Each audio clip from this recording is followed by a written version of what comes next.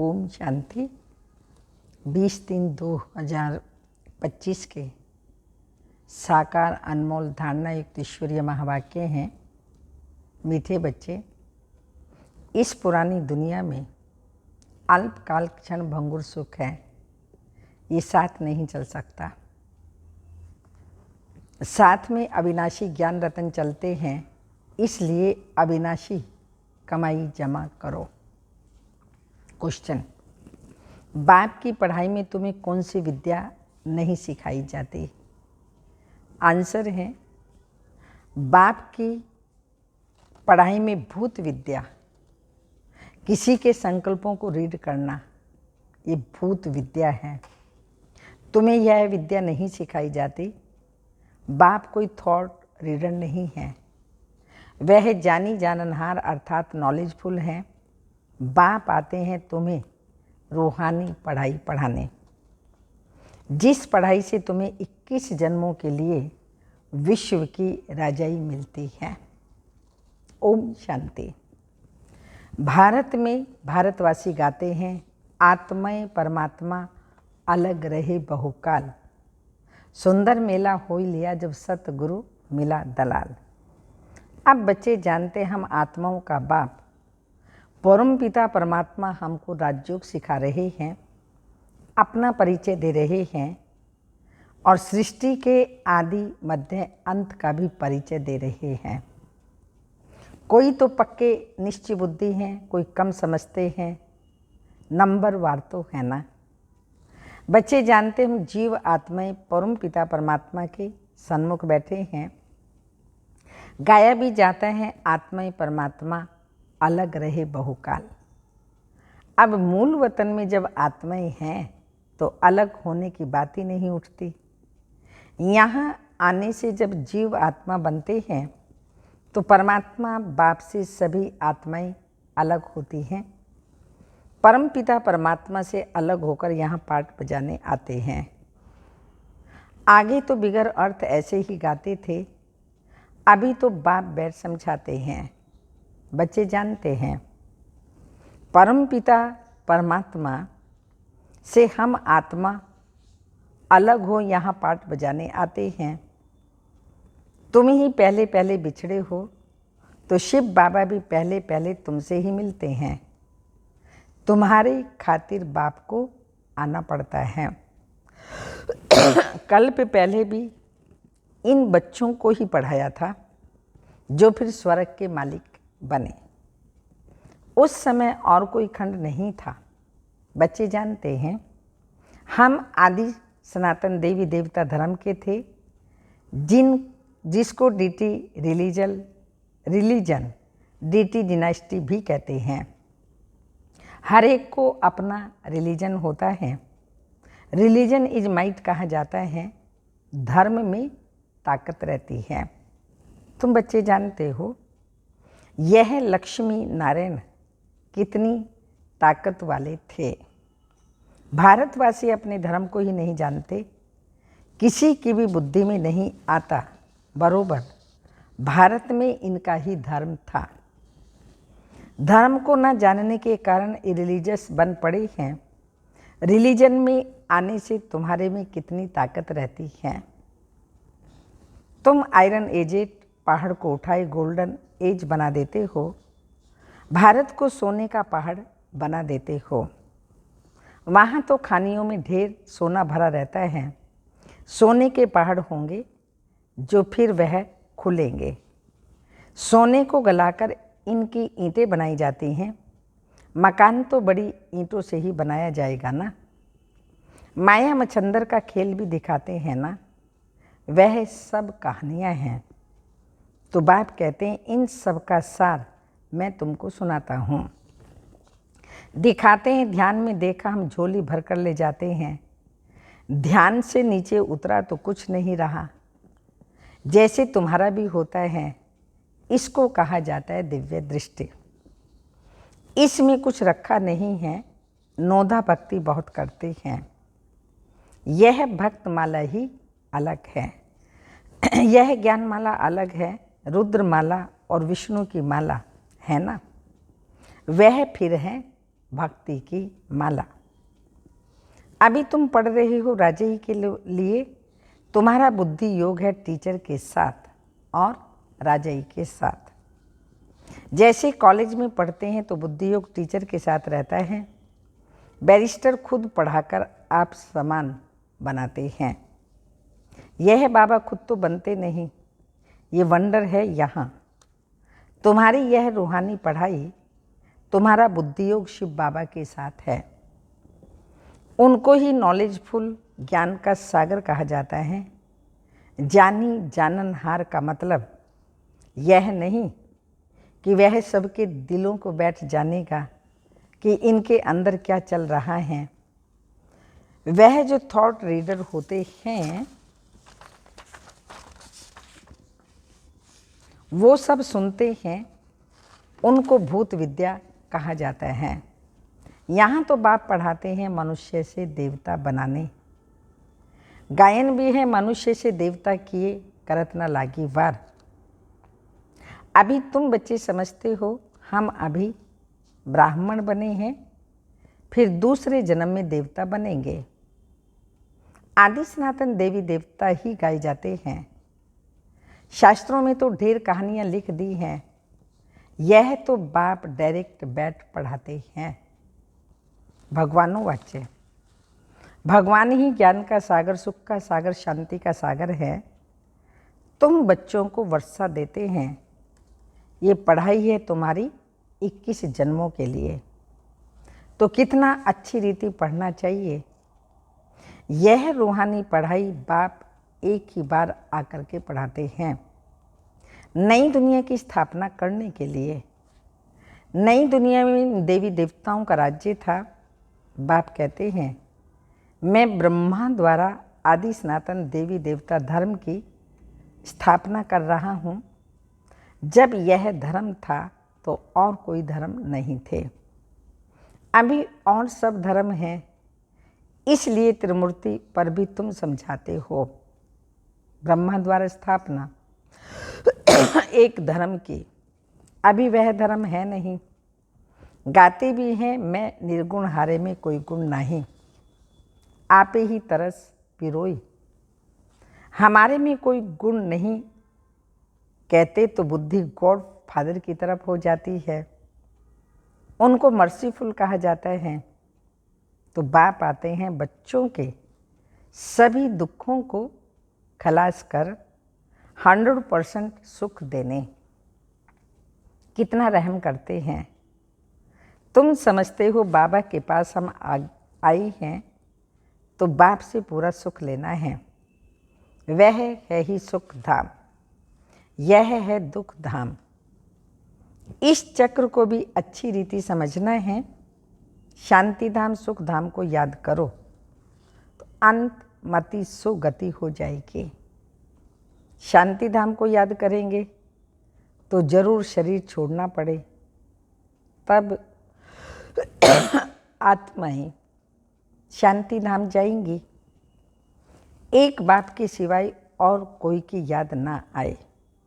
एकदम line clear चाहिए।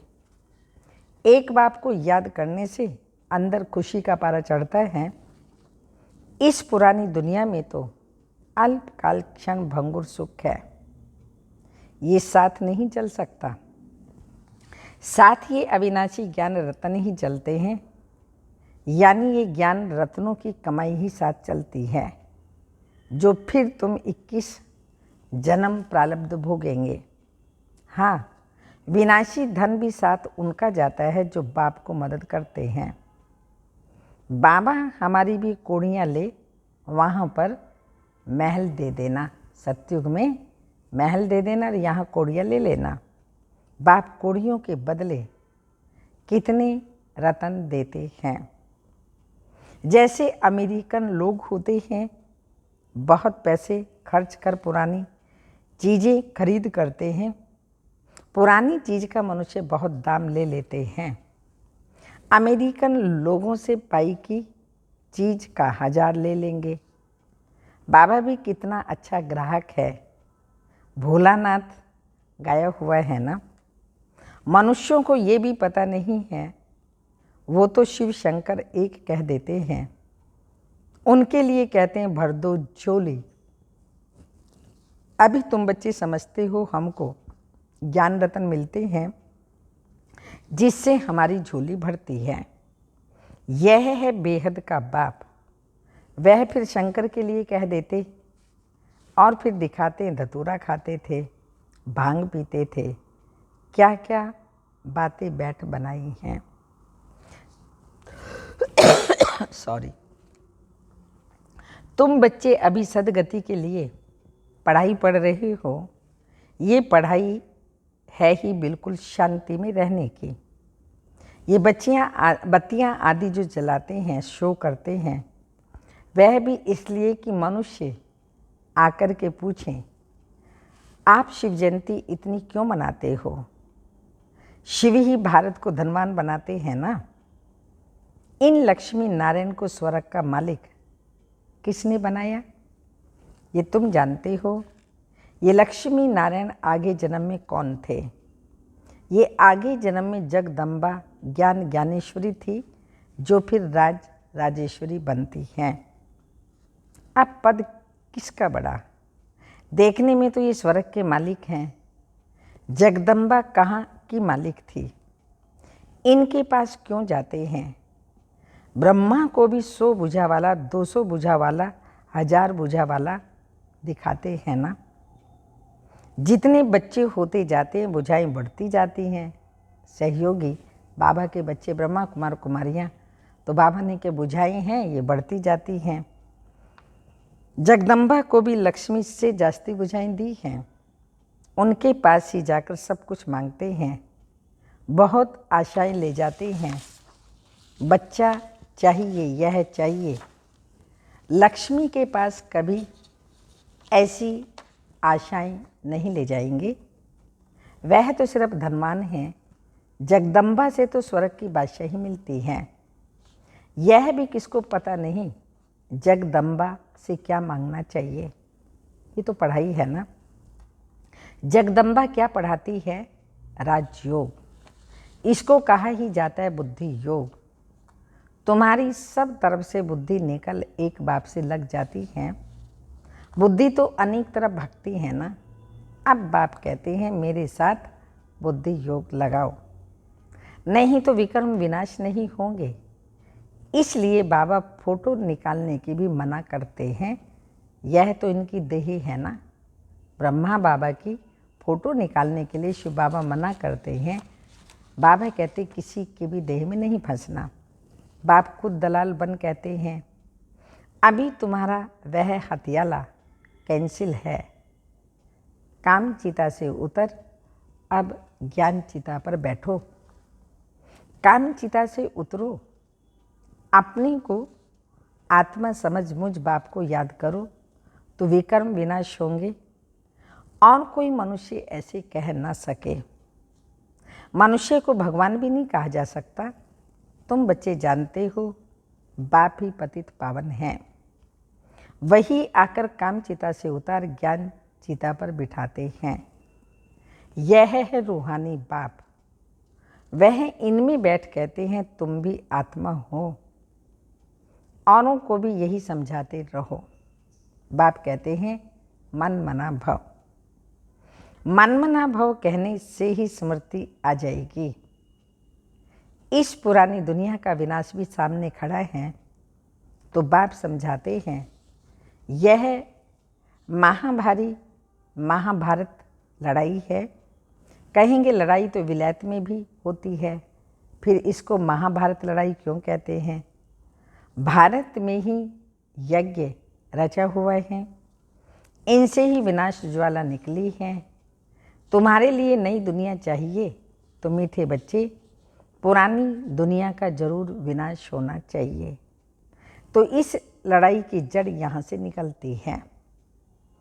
इस रुद्र ज्ञान यज्ञ से महाभारी लड़ाई विनाश ज्वाला प्रज्वलित हुई। भले शास्त्रों में लिखा हुआ है, परंतु किसने कहा यह नहीं जानते। अभी बाप समझा रहे हैं नई दुनिया के लिए। अभी तुम राजाई लेते हो तुम देवी देवता बनते हो, तुम्हारे राज्य में और कोई भी होना नहीं चाहिए। देविल वर्ल्ड विनाश होता है। बुद्धि में याद रहना चाहिए, कल हमने राज्य लिया था, बाप ने राज्य दिया था, फिर 84 जन्म लेते आए, अभी फिर बाबा आया हुआ है। तुम बच्चों में यह तो ज्ञान है ना, तो बाप ने ये ज्ञान दिया। जब डीटी धर्म की स्थापना हुई तो बाकी सारे डेविल वर्ल्ड का विनाश हुआ। ये बाप बैठ ब्रह्मा द्वारा सब बातें समझाते हैं। ब्रह्मा भी शिव बाबा का बच्चा है। विष्णु का भी राज समझाया है। ब्रह्मा सो विष्णु, विष्णु सो ब्रह्मा बनता है।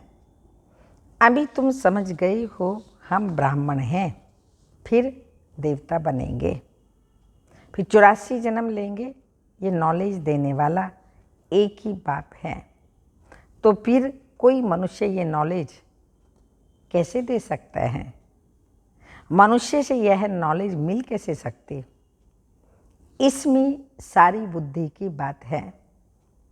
बाप कहते हैं और सब तरफ से बुद्धि तोड़ो, बुद्धि ही बिगड़ती है। बाप कहते हैं मुझे याद करो तो विकार में विनाश होंगे। ग्रस्त व्यवहार में भल रहो। एम ऑब्जेक्ट तो सामने खड़ी है, जानते हो हम पढ़कर यह बनेंगे। तुम्हारी पढ़ाई है ही संगम युग की। अभी तुम ना इस तरफ हो ना उस तरफ, तुम बाहर हो। बाप को खिवैया भी कहते हैं, गाते भी हैं हमारी नैया पार ले जाओ। इस पर एक कहानी भी बनी हुई है। कोई चल पड़ते हैं, कोई रुक जाते हैं।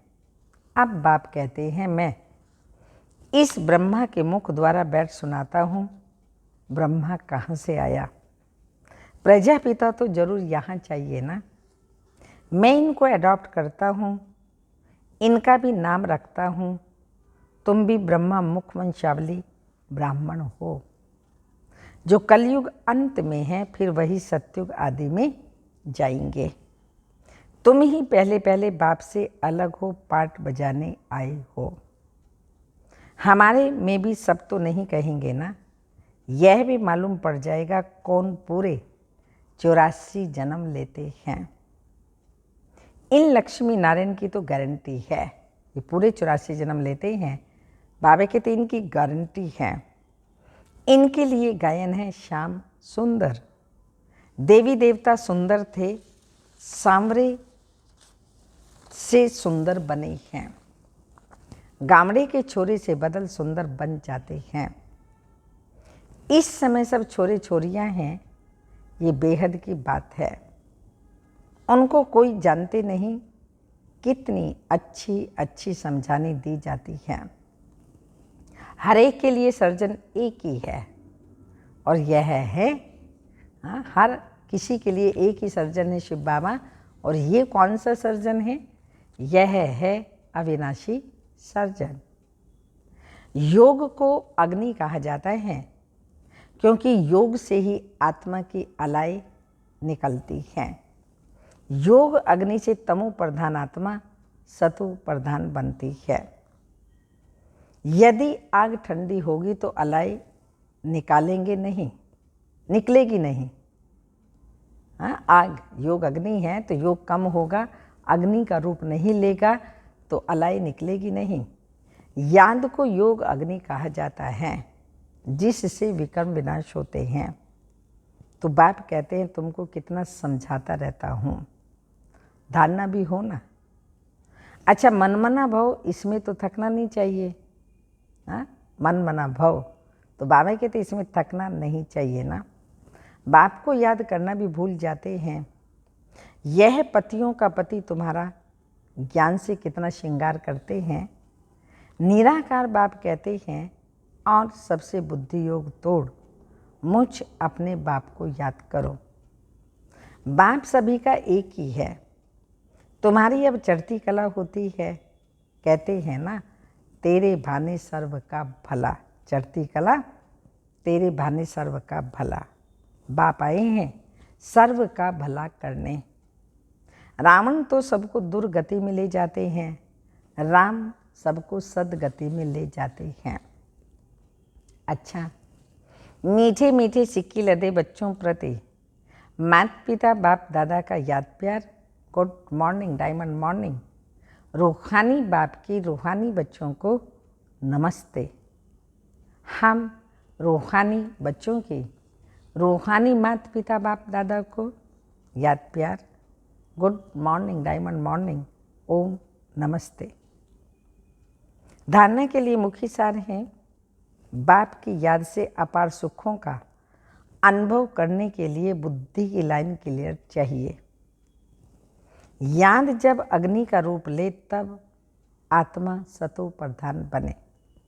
सेकंड पॉइंट, बाप कोड़ियों के बदले रतन देते हैं, ऐसे भोलानाथ बाप से अपनी झोली भरनी है। शांति में रहने की पढ़ाई पढ़ सदगति को प्राप्त करना है। वरदान, माया के बंधनों से सदा निर्बंधन रहने वाले योग युक्त बंधन मुक्त भव। बंधन मुक्त की निशानी सदा योग युक्त बच्चे जिम्मेवारियों के बंधन व माया के बंधन से मुक्त होंगे। मन का भी बंधन ना हो। लौकिक जिम्मेवारी तो खेल है, इसलिए डायरेक्शन प्रमाण खेल की रीति से हंसकर खेलो तो कभी छोटी छोटी बातों में थकेंगे नहीं। अगर बंधन समझते हो तो तंग होते हो, क्या क्यों का प्रश्न उठता है, लेकिन जिम्मेवार बाप है, आप निमित्त हो। इस स्मृति से बंधन मुक्त बनो तो योग युक्त बन जाएंगे। स्लोगन, करण करावन हार की स्मृति से भान और अभिमान को समाप्त करो। करण करावन हार की स्मृति से भान और अभिमान को समाप्त करो। अव्यक्त इशारे, सत्यता और सभ्यता रूपी कल्चर को अपनाओ। अपवित्रता सिर्फ किसी को दुख देना या पाप कर्म करना नहीं है, लेकिन स्वयं में सत्यता स्वच्छता विधि पूर्वक अगर अनुभव करते हो तो पवित्र हो। जैसे कहावत है, सत्य की नाव डूबती नहीं है लेकिन डगमग होती है, तो विश्वास की नाव सत्यता है, ऑनेस्टी है, जो डगमग होगी लेकिन डूबेगी नहीं। इसलिए सत्यता की हिम्मत से परमात्मा प्रत्यक्षता के निमित्त बनो। ओम शांति।